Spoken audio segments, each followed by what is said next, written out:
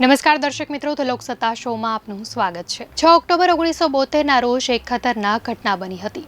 એક chartered plane અલાસ્કાના એકોરેજથી જૂનો માટે ઉડાન ભરે છે।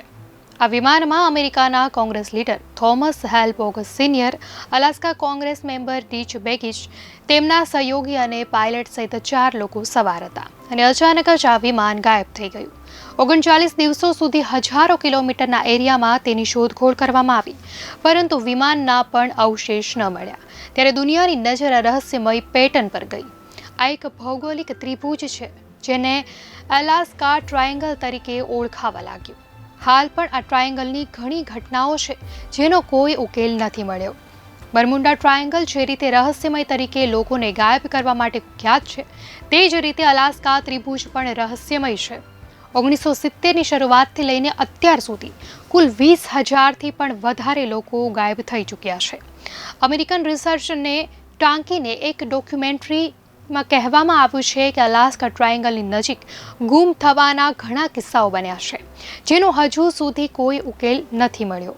તેઓ જણાવે છે કે 2 લોકો રિસર્ચ દરમિયાન ત્યાં ગાયબ થઈ ગયા હતા, એક ક્રૂઝ જહાજથી અને બીજો પહાડની ચોટી પર ભીડવાળા વિસ્તારમાંથી, અને ત્યારે તેમની ટીમ પણ ત્યાં હાજર હતી। ન્યૂયોર્કના ગેરી ફ્રેન્ક સોથરડનનો પણ કેસ ચર્ચામાં હતો, જે 1970ના દાયકામાં અલાસ્કાના જંગલમાં શિકાર કરવા ગયા હતા અને ત્યારબાદ તેઓ ત્યાં ગાયબ થઈ ગયા। જ્યારે 1997માં પોક્યુપીન નદી કિનારે એક માણસની ખોપડી મળી આવી, ત્યારે 2022માં DNA એનાલિસિસથી ખબર પડી કે આ સોથરડનની ખોપડી હતી। બાકીના પુરાવા જણાવે છે કે રીંછના હુમલાથી તેનું મૃત્યુ થયું હતું।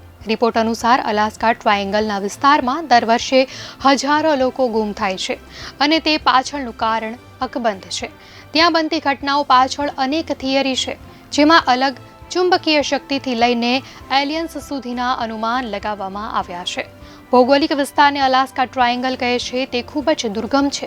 ત્યાં એવા જંગલો છે કે કદાચ જ માણસના પગ નથી પડતા, વિશાળ ઘાટી, અસંખ્ય તિરાડો, અને આ વિસ્તાર એટલો મોટો છે કે ત્યાં જો કોઈને શોધવામાં આવે તો અત્યંત મુશ્કેલી પડે। આજે પણ આ વિસ્તાર અને ત્યાં શા માટે લોકો ગુમ થઈ રહ્યા છે તેની તપાસ કરવામાં આવી રહી છે। દર્શક મિત્રો, આ માહિતી આપને કેવી લાગી? ચોક્કસથી આપની પ્રતિક્રિયા જણાવશો।